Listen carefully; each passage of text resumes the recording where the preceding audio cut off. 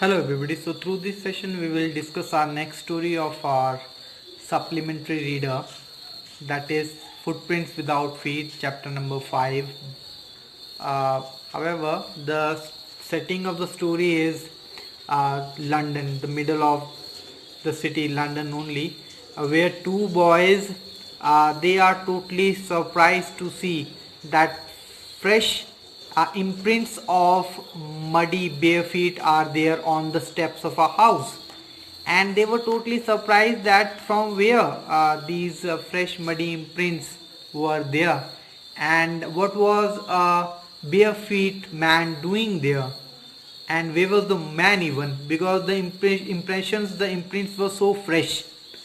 As they were talking, puzzled, surprised at the impressions of bare feet, all of a sudden they were shocked to see that fresh imprints appeared on the steps, and as they followed the impressions, the imprints became fainter and fainter, and finally they just disappeared. However, the writer of the story, H.G. Wells, gave the explanation of the mystery that the puzzled, the confused, bewildered boys, they were following a scientist who had discovered how to make human body transparent. So name of the scientist was Griffin, and Griffin made experiments after experiments just to prove that human body could be made invisible. And as he was carrying on with his experiments, one day he swallowed some rare drugs, and he himself became or his body became invisible like a glass, transparent as a sheet of glass, and remained definitely solid as a sheet of glass. So from his invention we can figure out that definitely Griffin was a brilliant scientist, but although he was so intelligent and brilliant, he was rather lawless. He did not obey rules and regulations, he did not obey the laws, and that's why his landlord has asked him to get away from his rented house. Actually, the landlord disliked Griffin and had tried many a times. And now, in revenge, what had Griffin done? He had set fire to his house. And after that, just to run away without being seen, what he had done? He had not to do anything, but he had just taken off his clothes, and then he became totally invisible. And that was talking about the way he became invisible and was roaming in the streets of London. So he was a homeless wanderer, wandering here and there without clothes, without money, without food in that cold of London. And finally he became visible one day when he just stepped on some mud. And after that, the story followed that his fresh imprints of his bare feet were on the steps of a house. So definitely he escaped the boys, those who were following him, without any difficulty. But it was difficult for a man in the midwinter to be invisible. Talking about because he was without clothes and it was so cold. So just for warmth and food, and he had to just slip into a store, a big London store for warmth and food. He went into the store. So he kept remain inside the store, and when the closing time came, the doors of the store were shut, and now Griffin had all the liberty to do his mischiefs. And now he was able to give himself pleasure of food and clothing without being bothering about expenses. He was feeling so cold, so he just broke open the boxes and just worn good clothes, warm clothes, with shoes, with an overcoat, and now with a hat also. Now he was fully visible. In the kitchen of the restaurant he found meat and cold coffee also.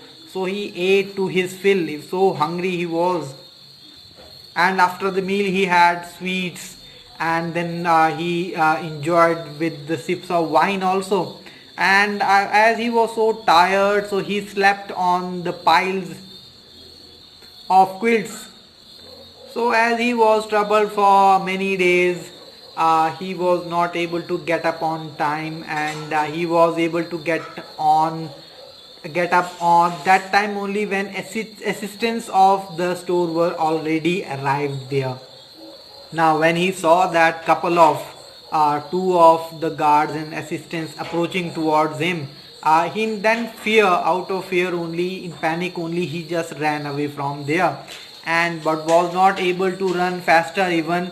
So finally how he had to escape again he had to just took off all his clothes, and he became invisible.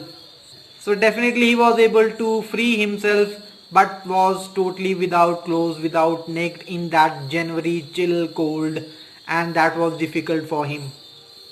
So this time he tried to just a theoretical company, in the hope that apart from the clothes for hiding his body, he would find something just to cover his portion above shoulders also.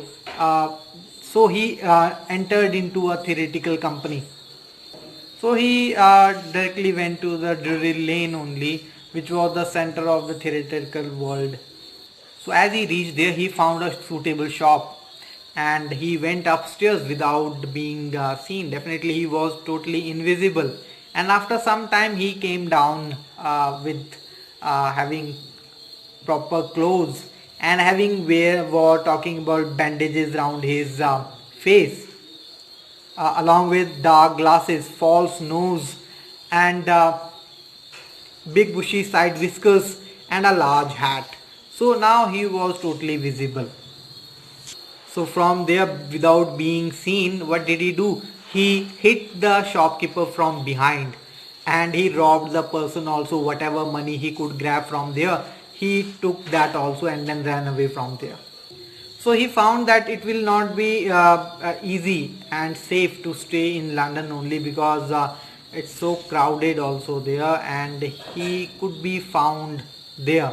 So he just to ran away from there, he boarded a train to the village of Epping, only a small village there outside London.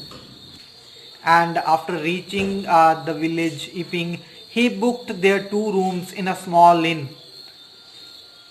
However, this was not the time for the tourists and all these strangers in that village. And these villagers, they started talking about the arrival of this stranger at that odd time of the year. And apart from that, the stranger had such a odd appearance also, that all the time he used to have that dark glasses and hat also. Whenever we're talking about him, normally also he was in that those clothes only. So the owner of the inn only, she tried to be friendly with the person, tried to be friendly with Griffin, the scientist. However, Griffin just avoided her and told her directly that reason behind his coming to their village or there was that he wanted to just spend some time alone, and that he did not want to be disturbed. So all the time he used to be closed inside the rooms. And for those bandages and all that, he told that in an accident only his face had been that little bit injured, so he has covered that. That was the justification for all those bandages given by him. So the lady concluded that the new stranger, or he was an eccentric only. Eccentric, that scientist, all definitely he was eccentric, a little bit off, mad also, and that he wanted to spend his time in alone. She did not have any problem, as long as the thing is that he has paid her in advance.